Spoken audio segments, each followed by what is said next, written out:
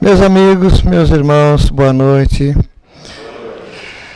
É uma alegria, é um prazer voltar a esta cidade que a gente aprendeu a amar, pelas pessoas que aqui vivem, que aqui militam, que aqui frutificam raízes profundas que encantam nossas vidas, nossos corações. Lembrando aqui da nossa saudosa Bel, que me trouxe aqui pelas suas mãos pela primeira vez há 25 anos, de maneira que é um longo tempo, um quarto de século. E eu estou caminhando para os 80 anos, graças a Deus, bastante produtivo, pelo menos é esse o pensamento, é essa a meta que nós nos propusemos. Eu comecei na doutrina em 1950, frequentando a Federação Espírita do Estado de São Paulo, com 17 anos. E fui naturalmente, como quase todos nós, temos uma formação na Igreja Católica Apostólica Romana, através do batismo, da primeira comunhão, todo aquele ritual, todo aquele acompanhamento das famílias, principalmente do interior, que eu nasci em Mirassol, embora esteja em São Paulo, Santo André, há mais de 50 anos. E a gente tem sentido e percebido a evolução da doutrina espírita, porque quando eu comecei, em 1950, havia muitas restrições, muito preconceito. Não era fácil ser espírita. E se recuarmos a 100 anos atrás, era muito difícil ser espírita. Mas, como a doutrina espírita veio para ficar, veio para vencer, teria naturalmente que vencer essa etapa de implantação através daqueles pioneiros, daqueles grandes lutadores, bandeirantes, divulgadores do Espiritismo. Uma coisa chama muito a atenção são os fenômenos. É uma espécie de cartão de visita, de aproximação das pessoas buscarem o Espiritismo pela mediunidade. Isso fica de tal forma vinculado que muitas pessoas acham que é tudo igual. Ser médium é ser espírita. E não é verdade.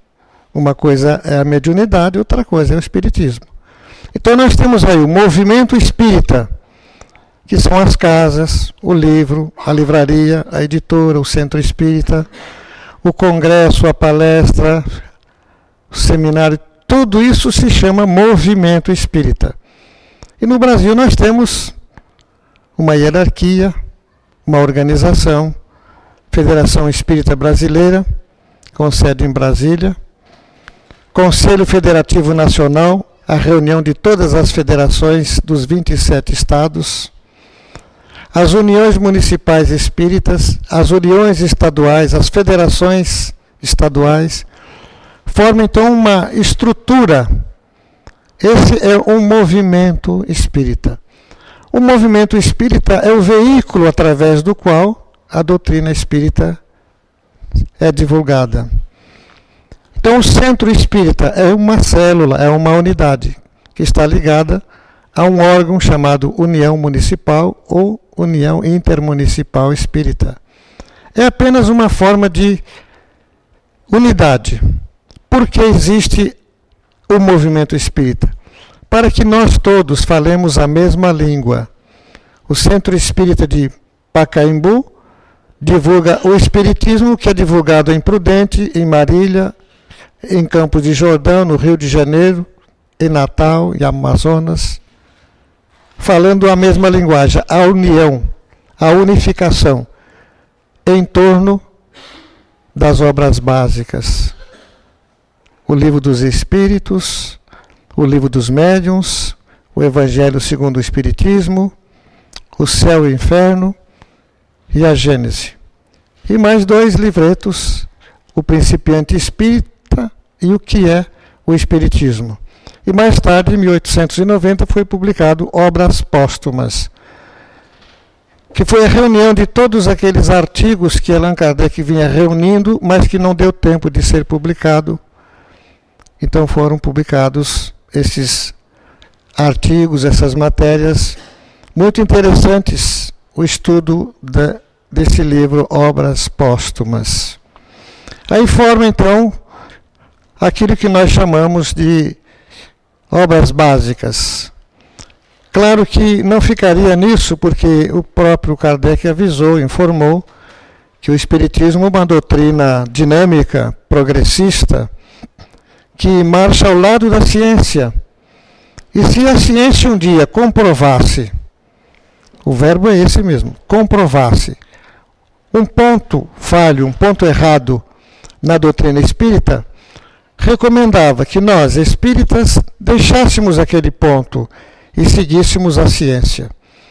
Porque a ciência busca a verdade. A ciência não interessa o falso, a mentira. A ciência está sempre em busca da verdade. De tal forma que é uma doutrina dinâmica e que evolui, não está parada no tempo e no espaço, porque acompanha para e passo a ciência. Mas Kardec fez questão de ressaltar alguns pontos básicos, como, enquanto a ciência se detém no efeito, o Espiritismo remonta às causas. Então há uma diferença muito grande. O porquê das coisas. A ciência, por enquanto, está lidando, trabalhando dentro do campo material. Mesmo buscando a origem da vida, fisiologicamente falando, biologicamente falando, antropologicamente falando. Já o Espiritismo trata da origem, a natureza e o destino dos espíritos. A ligação que existe entre o mundo corporal e o mundo espiritual. Um ponto muito interessante, este canal que liga os dois planos através da mediunidade. Aí é que entra a mediunidade. A mediunidade sempre existiu em todas as épocas, em todas as culturas, em todas as civilizações. Houve esse contato do mundo espiritual com o mundo material. Muitas vezes nós ouvimos nossos irmãos de outras crenças, principalmente o segmento evangélico pentecostal, os nossos irmãos chamados crentes, evangélicos, que reencarnação, mediunidade, são coisa dos espíritas. Absolutamente. A mediunidade é universal. Não foi Kardec que inventou a mediunidade, pelo contrário. Foi a mediunidade que convocou Allan Kardec a estudar, a pesquisar, a aprofundar no estudo dos fenômenos, das manifestações. A curiosidade de Allan Kardec, a sua formação, e depois soubemos que era um missionário preparado para esse fim, despertou a atenção àqueles fenômenos das mesas girantes, mesas falantes, as pancadas, enfim, tudo aquilo foi uma preparação para o advento da filosofia, da doutrina que viria depois. Então os espíritos abriram um caminho chamando a atenção. Porque Allan Kardec era um espírito muito sério, uma pessoa muito honesta, muito correta, e naturalmente pretendia descobrir o que estava por trás de tudo aquilo. Inicialmente ele se recusou a participar dessas reuniões. Eram frívolas, era um divertimento. Mas posteriormente ele soube que havia inclusive manifestações inteligentes, perguntas e respostas. Ele houve por bem participar de uma reunião em 1855 na casa de Madame Plenet-Maison, que ficou célebre essa reunião porque foi numa terça-feira.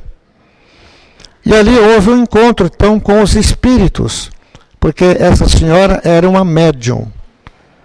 E ela recebia os espíritos já naquela época, antes do espiritismo existir. Porque a mediunidade sempre esteve presente. Nós sabemos disso. Os pitons, pitonises, hierofantes, oráculos, profetas tinham vários nomes. Eram essas criaturas que entravam em contato com o mundo invisível, com os espíritos.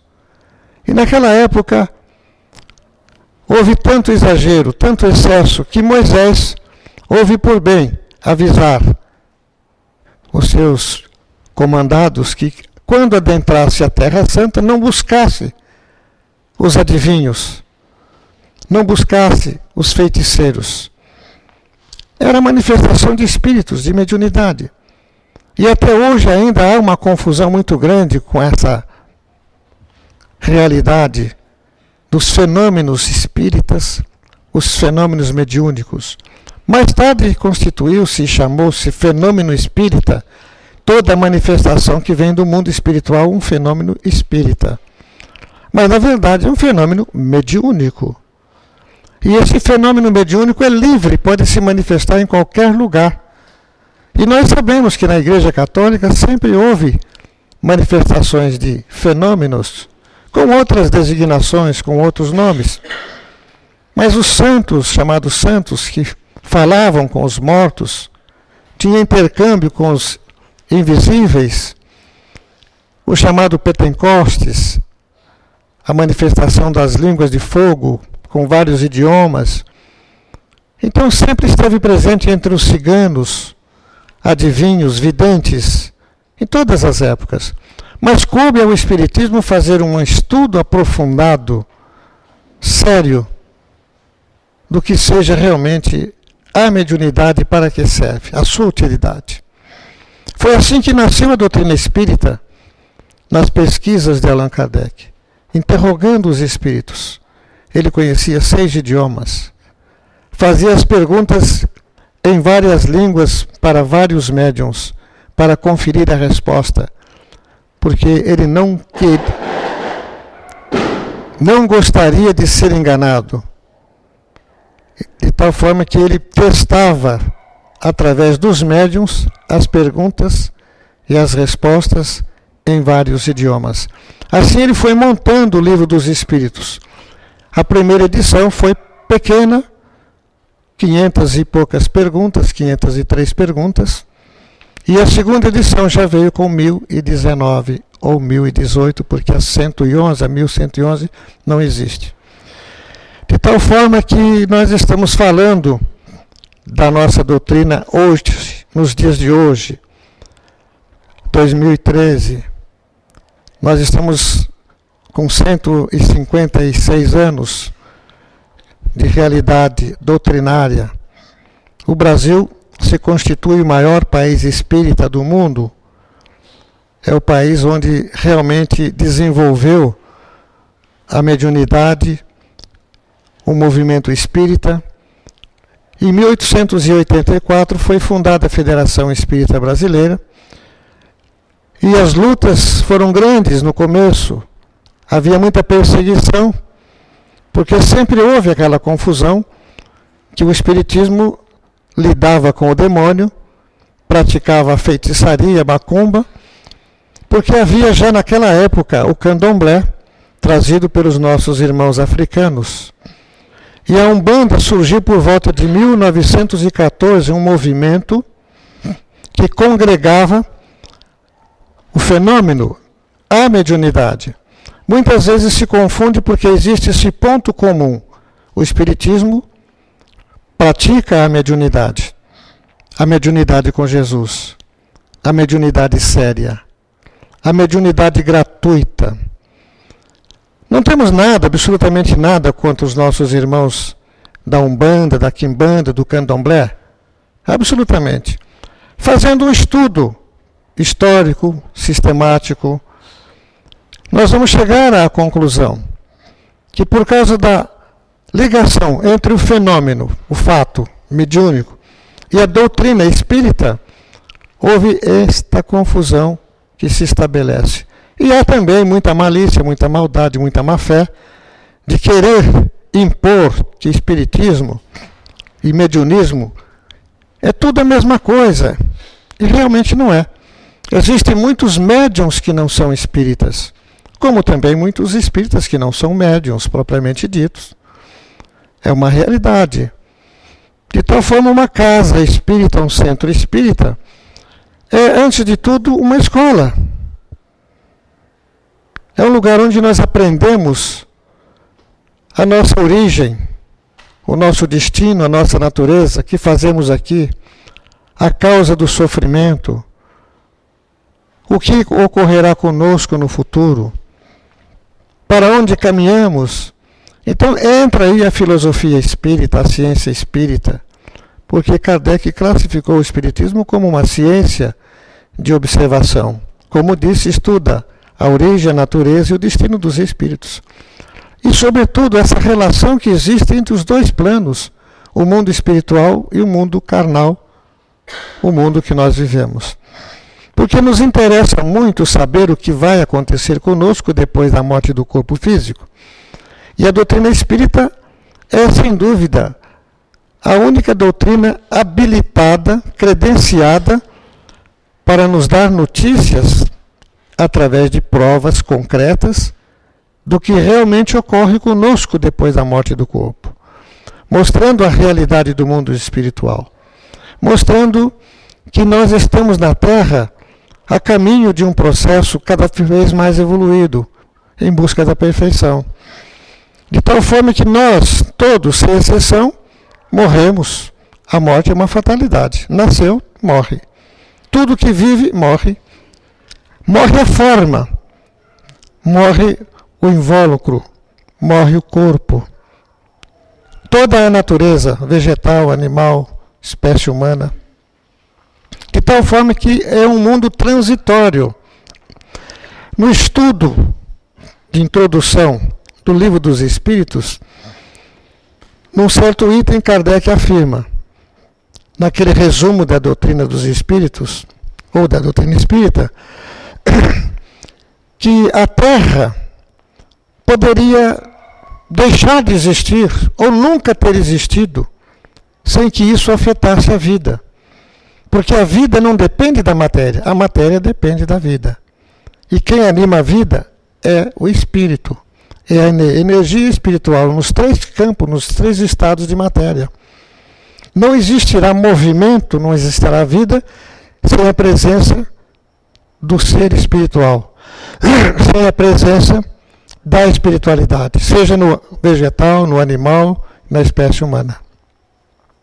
De tal forma que a Terra recebe as criaturas humanas, mas se a Terra deixar de existir, a vida não será abalada. Por quê? Porque o espírito não precisa do corpo para existir, mas o corpo precisa do espírito para existir, para sobreviver. Então é uma condição passageira, temporária. Temporária. Morremos e continuamos a nossa realidade, porque nós somos espíritos. Somos espíritos que estamos num corpo. Então é uma diferença sensível. Isso nos anima muito porque é a hora que nós consideramos a doutrina espírita o consolador, a consolação. Porque a morte tem causado muito espanto, muito medo, muito pânico, tem sido, por assim dizer, um monstro devorador da paz humana, o medo da morte. E o Espiritismo traz para nós essa confirmação, essa certeza da imortalidade da alma. É evidente que existe uma grande diferença no padrão vibratório, daí os espíritos não terem um contato físico direto conosco, somente vibracional. Porque o mundo espiritual que nos rodeia, conforme a gente aprende na coleção de André Luiz, A Vida no Mundo Espiritual, há uma diferença vibratória, de tal forma que só através da vidência, através da mediunidade, é que se pode estabelecer esse contato com as entidades desencarnadas. E nós somos espíritos, possuímos as qualidades que têm os nossos irmãos desencarnados, com a diferença que eles estão sem o corpo físico e nós estamos encarnados. E quando nós estamos encarnados, diminui a nossa capacidade como ser imortal, como espírito em a caminho da evolução. O corpo físico é uma caixa que reduz sensivelmente a capacidade do espírito. O espírito, fora do corpo, tem outra realidade. Ele não necessita dos órgãos para entrar em contato com o exterior. Nós estamos presos aos 5 sentidos. E esses 5 sentidos diminuem a nossa capacidade de participação da vida do universo que nos cerca. A própria ciência já mediu isso, e que nós usamos em torno de 10% da nossa capacidade cerebral. A nossa visão é muito reduzida a 30 e poucas mil vibrações por segundo. Quanta coisa existe acima disso e abaixo disso que nós não vemos, que nós não registramos. O mesmo ocorre com a audição. Existem sons que muitos animais conseguem registrar, o gato, o cachorro, mas que o ouvido humano não alcança. Daí então o mundo espiritual está presente entre nós, mas numa vibração muito alta. Digamos com 100 mil vibrações por segundo. E nós alcançamos até 35, 36 mil por segundo. Então, falta-nos ainda muito para alcançar esse padrão vibratório, a faixa dos espíritos. Pode ser que um dia, e já está a caminho, o Espiricom, o Videocom, equipamentos eletrônicos que estão já captando imagens e sons dos espíritos. Por que o mundo espiritual não se manifesta clara e definitivamente entre nós? Porque não temos ainda nenhum preparo. A nossa moral ainda não permite, como no tempo de Moisés, proibindo o contato com os espíritos, com a invocação dos espíritos, porque havia interesses materiais em torno disso. Havia sempre necessidade de intervir, e as pessoas procuravam sempre resolver os seus problemas. Procurar através dos espíritos, lá nos oráculos, nos profetas, aqueles que tinham possibilidade de ver os espíritos, sempre procurando solucionar os seus problemas materiais. Nunca buscando luz, entendimento, conhecimento, coisa superior. E isso persiste até os nossos dias. Quando sabemos da existência de um médium curador, lá correm milhares e milhares de pessoas querendo se curar dos seus corpos, das enfermidades que elas mesmas contraíram com um comportamento distorcido, contrariando as leis divinas. Buscando remendar corpos, como disse Jesus. Eu não vim remendar corpos. E muitas vezes as pessoas entendem que a doutrina espírita substitui o hospital, substitui o médico, que é um campo de concentração, é um hospital, é um pronto-socorro, é uma farmácia, onde se deve resolver esses problemas. Outros, então, através da mediunidade, se propõem a atender as pessoas, dizendo que resolve problema de família, problema de casamento, problema de dinheiro, de falência, de negócios. Está cheio disso por aí. Médiuns que se propõem a resolver esses problemas. E muitas vezes as pessoas acham que isso é espiritismo, que vai num centro espírita para melhorar de vida, para resolver os seus problemas existenciais. É claro que nós temos aí o atendimento fraterno que ajuda a orientar as pessoas, mas principalmente uma orientação voltada para os problemas de mediunidade, de obsessão, problemas que podem também ser familiares, né? Antigamente, o confessionário, os padres tinham essa disponibilidade no confessionário, as pessoas buscavam ajuda, uma orientação para problemas existenciais, problemas familiares. E hoje também se usa o atendimento fraterno para ajudar as pessoas, mas principalmente os casos de natureza espiritual, os casos de vício também, que hoje é muito comum as pessoas procurarem o espiritismo, o centro espírita, para os problemas de alcoolismo, de drogadição, problemas de natureza existencial. É realmente a possibilidade de ser encaminhado, de ser atendido, porque é nossa obrigação, é nosso dever sempre atender bem às pessoas que batem a porta do centro espírita.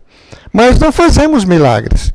Nós não podemos invocar os espíritos para que eles dêem um jeito naquela família que não se entende, naquele casal que não se entende, naquele filho que estava envolvido com drogadição. Não é bem por aí. A gente aconselha, sim, a aproximação do Evangelho de Jesus, a orientação do Evangelho no lar.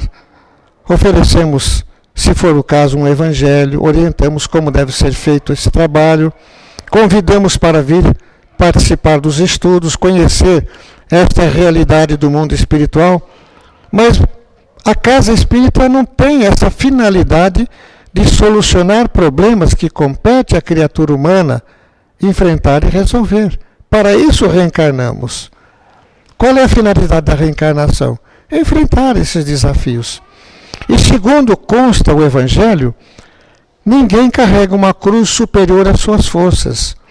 Tudo aquilo que está acontecendo na nossa vida está de acordo com as nossas possibilidades de solução. O Evangelho informa: buscai e achareis, procurai e encontrareis, batei e abrir-se-vos-á, mostrando que basta que a criatura manifeste a vontade de resolver o problema, basta que a criatura se esforce, a solução virá, desde que a pessoa se proponha com boa vontade a buscar no caminho certo, no local certo, com as pessoas certas. Então, falando a respeito de uma casa espírita, é uma escola. É uma escola através da qual nós aprendemos a adquirir conhecimentos que iluminam as nossas consciências, esclarecem-nos a respeito da vida, da morte, da justiça divina. Porque há muita deturpação. E vem também eliminar uma série de crendices e preconceitos que existem entre as pessoas. Muitas vezes as pessoas recorrem a promessas, recorrem a determinados expedientes, pensando em resolver os problemas. Ora, oferecendo coisas materiais para santos, para espíritos, não tem nenhuma validade. Nós sabemos que os espíritos não têm as necessidades como as pessoas pensam. Não é uma crítica, mas é uma análise que muitas vezes nos causa compaixão de ver pessoas, como vimos aí na vinda do Papa, pessoas andando de joelhos, se machucando, se macerando, fazendo promessas absurdas para alcançar uma graça, um benefício. Está certo que elas estão sendo movidas por uma fé. E muitas vezes alcançam um bom resultado por causa da fé. E a fé mobiliza energias. O que é a fé, senão essa movimentação de energias psíquicas da mente humana? A fé que remove montanhas. É válido. Mas não há necessidade de nenhum sacrifício. A divindade, os espíritos superiores, os espíritos de luz, sejam eles chamados de santo, de anjo, qualquer que seja a denominação, são seres superiores que estão muito acima do nosso nível, não têm a menor necessidade das coisas materiais. Então o Espiritismo nos leva a conhecimento da verdade, nos livra e nos liberta de muitas superstições, crendices, medos, como o medo da morte, por exemplo. A doutrina espírita nos tem uma visão muito profunda, muito verdadeira, muito patente a respeito da morte. Nós temos aí uma coleção muito grande de obras. Só Chico Xavier recebeu 417 livros, todos eles escritos por espíritos, por seres que viveram na Terra e que estão no mundo espiritual. Todos nós amanhã, daqui 100 anos, por exemplo, todos nós estaremos no mundo espiritual, sem exceção. Pode ser que alguém aqui chegue a 150 anos, 180, né? Mas eu poderia fazer um cálculo para daqui a 100 anos não ter ninguém aqui, fisicamente falando. Em compensação, aqueles que estão do outro lado vão estar aqui. Vamos trocar de lugar. Porque esse é o círculo da evolução espiritual. É a vida. Então a gente encara com muita naturalidade esse intercâmbio. Aqui Kardec se reportou, que estuda a ligação do mundo espiritual com o mundo material. Então a gente não vem ao centro espírita para buscar solução de problemas que compete a nós resolver.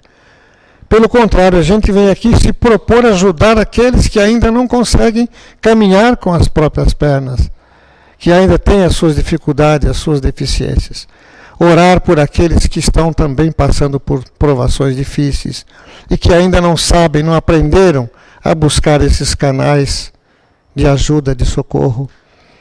É um lugar onde a gente se encontra também para restaurar as nossas energias ao contato com a espiritualidade, ao rever os amigos, a confraternização. Então nós estamos falando a respeito da casa espírita, do movimento espírita, da mediunidade, e o espiritismo, como foi dito, uma doutrina, uma filosofia de consequências morais. Sempre se questionou se o espiritismo era mais uma religião. Não é mais uma religião. Há quem diga que é a religião. Também não é a religião. Mesmo porque a religião, aqui entre nós, hein? Não espalhem. Não salva ninguém. Mesmo porque não tem do que salvar. Ah, mas salva do juízo final, salva do inferno, do purgatório. Não existe. Leiam o livro Céu e Inferno de Allan Kardec ou A Justiça Divina segundo o Espiritismo.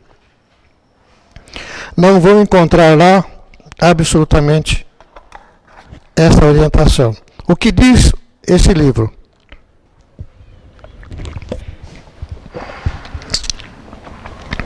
O céu e o inferno estão em toda parte. Pode ser aqui agora, pode ser amanhã, pode ser sempre. Onde está o ser humano com suas dores, seus sofrimentos, suas tragédias, seu problema, aí está o inferno. Se o problema é mais leve, é o purgatório. Mas se você está em paz, se você está bem, se está feliz, é o céu. Não é um lugar situado lá em cima, lá embaixo. Mesmo porque depois da lei da relatividade desapareceu o em cima e desapareceu o embaixo. Não existe em cima, não existe embaixo. Estamos no universo, no infinito. Então o entendimento mudou completamente. Daí nós dizemos sempre que o Espiritismo traz para nós uma visão muito diferente da vida, da justiça divina, mostrando que todos nós traçamos o nosso destino. Somos fruto de nós mesmos. A cada um será dado segundo as suas obras, afirmou Jesus. O Espiritismo confirma. Cada um constrói o seu próprio destino. Através do comportamento. A lei de causa e efeito. Essa é a balança da justiça divina. Nós geramos as causas que vão resultar nos efeitos. Todo efeito provém de uma causa, qualquer que seja, o menor que seja. Pode ser dessa existência, pode ser de outras existências. A verdade é que nós somos os construtores do nosso céu, do nosso inferno, da nossa felicidade e do nosso sofrimento. O céu e o inferno simbolicamente representam esses estados de espíritos, mas sempre temporários, nunca definitivos. Daí não existir as penas eternas, conforme preconiza a Igreja Católica, os nossos irmãos todos do segmento evangélico, creem firmemente, pregam muito, falam mais do diabo do que de Deus. Temem o diabo, temem o inferno, Provavelmente no passado, os legisladores, os profetas, tivessem criado essas imagens porque o ser humano precisava de disciplina, de ter medo de alguma coisa, como freio. Mas hoje, a doutrina espírita nos libertou completamente deste medo, medo da morte, medo do inferno. A gente sabe pela tradição, pelo estudo, a Bíblia não fala de purgatório, não fala de limbo, porque são criações da Igreja Católica em determinado período da humanidade. Um pouco de história a respeito de o surgimento da Reforma Luterana, porque Martinho Lutero, como todos sabem, era frade, pertencia à Igreja, e não se conformava que a Bíblia não podia ser lida pelo povo. O seu grito de protesto se deu principalmente por causa do aprisionamento da Bíblia, que era proibida de ser divulgada, somente os teólogos poderiam estudar e interpretar, os chamados exegetas, que eram interpretadores dos textos bíblicos, e também as indulgências. A igreja passava uma fase muito difícil financeiramente e introduziu as indulgências. E as indulgências surgiram exatamente com o purgatório. O purgatório foi criado nesse período, no século XIV. Lutero se insurgiu contra isso. Criaremos o purgatório e colocaremos as pessoas no purgatório. Tiraremos as pessoas do inferno mediante pagamento para a igreja, e essas pessoas estarão livres do juízo final. E muita gente, como até hoje são crentes, ignorantes, pagavam peso de ouro para tirar as almas do inferno para o purgatório. Recentemente, o Papa anterior, João Paulo II, aboliu a presença do limbo. O que era o limbo? Era o local para onde iam as crianças que morriam pagãs, as crianças que não eram batizadas. Porque todos, segundo a igreja, trazemos o pecado original, cometido por Adão e Eva no paraíso, a desobediência. E todos teriam que pagar isso, todas as gerações. O Espiritismo faz uma análise de tudo isso. Adão e Eva nunca existiram. Existiu uma raça, um povo, mas não um casal. E a antropologia está aí para provar que o ser humano não surgiu da forma como a Bíblia conta. Que Deus tomou do barro, fez um boneco, assoprou e fez o homem. E viu que o homem estava muito só. Olha só que proteção, hein? Machismo puro, absoluto. Vê-se que isso tudo foi uma armação. Foi uma armação. Por quê? Ora, Deus não saberia, se era onipotente, onisciente, onipresente, onitudo, como é que ele não sabia que ele criando um ser e colocando no mundo, esse ser ia ficar vagando para baixo e para cima sem saber o que fazer? Afinal, quem sou eu? O que eu estou fazendo aqui? Cadê o resto do povo? Veja como tudo isso é simbólico, é mitológico, não pode ser tomado ao pé da letra. Tem um sentido, mas é mitológico, não é essa interpretação ao pé da letra. Aí o que fez Deus? Vou criar uma pessoa para acompanhar esse coitado, esse infeliz. E aí então o que ele fez? Fez com que Adão adormecesse. Não sei onde ele buscou anestesia, acho que ele deu um passe nele, qualquer coisa assim. Adão dormiu, tirou uma costela e falou, bom, com isso aqui eu vou fazer uma mulher. Não sei se a palavra já existia, mas ele falou, uma companheira de sexo diferente, de sexo oposto. Então, da costela do Adão, do homem, fez a mulher. Ora, gente, se ele fez um boneco que assoprou, por que não fez outro boneco que assoprou? Era só fazer dois bonecos, um masculino e outro feminino. Então a gente nota que por trás de tudo isso tem uma armação aí. A mulher vai ter que depender do homem. Ela é produto, ela é subproduto. Agora, não existe as costelas ímpares, as costelas são sempre pares.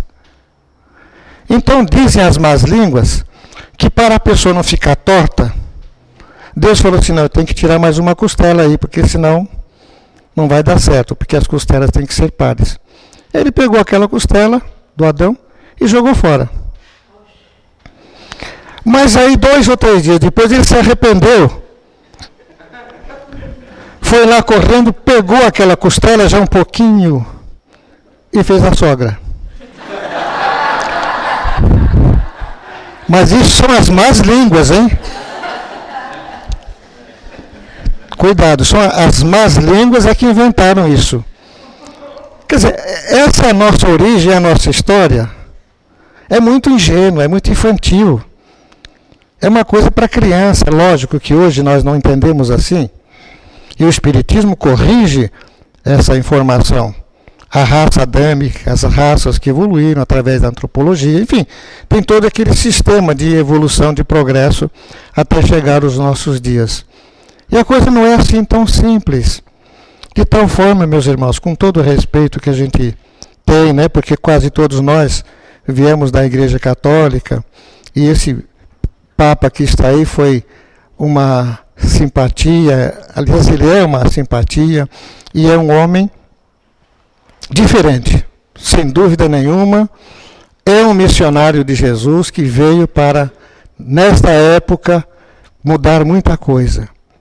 E ele vai tentar mudar muita coisa, porque precisa realmente acompanhar a evolução, o progresso. Se vê que é uma pessoa humilde, escolheu o nome de Francisco, né? Exatamente para estar compatível com a sua filosofia de vida. De tal forma que temos aí a esperança de melhoras, de progresso, de aproximação, porque ele é uma pessoa que parece ser muito fraterna, que busca realmente uma aproximação entre as pessoas. Porque, como eu disse há pouco, qual é a missão da religião? A religião é uma escola, é um caminho, é um processo. Ela não, em si, ela não resolve nada, ela não soluciona o problema de ninguém, a não ser se a pessoa queira, tenha vontade, deseje. Porque, do contrário, a religião em si não é um escudo, não é um rótulo, não salva ninguém. Mesmo porque, como eu disse, não tem do que salvar. A vida continua. Reencarnamos tantas vezes quantas forem necessárias para alcançarmos o progresso total, o progresso moral, a perfeição espiritual. É todo um processo já pré-estabelecido pelas leis divinas. Então, de tal forma que nós temos aí na Terra, hoje, uma infinidade de religiões e de seitas, e não é por falta de religião que a humanidade está como está. É por falta de religiosidade, falta de espiritualidade. E a doutrina espírita tem essa proposta de renovação. Renovação de costumes, de hábitos, renovações profundas em nossas vidas. Quando se fala em transformação moral.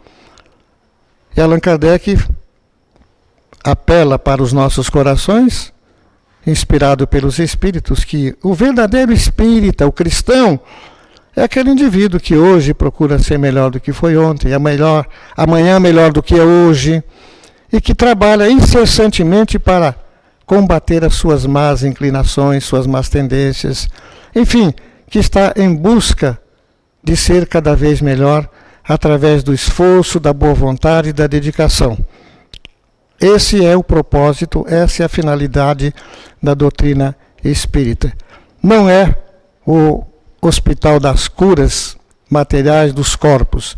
Há sim a consolação, a possibilidade de encaminhar a pessoa através da fé, do conhecimento. Tem os recursos do passe, da água fluidificada, sem dúvida nenhuma, que são um alívio, porque o Espiritismo é consolação, é o Consolador prometido por Jesus para exatamente trazer a paz para os nossos corações, a esperança, a certeza de dias melhores em nossas vidas, sempre. Por isso que ele é o Consolador prometido. Mas é, antes de tudo, libertação. Libertação de tudo aquilo que tem causado sofrimento, que tem causado medo, que tem causado insegurança. Então ele veio para exatamente trazer luz para as nossas vidas, iluminação para as nossas almas, conhecimento para os nossos cérebros e a libertação de tudo aquilo que tem sido causa de sofrimento, de dor, pelo desconhecimento, pela ignorância. Em nome de Deus, nosso Pai, em nome de Jesus, nosso Mestre, e dos bons espíritos que assistem nessa casa, nós pedimos permissão para encerrar a nossa conversa dessa noite, desejando muita paz para todos. Muito obrigado.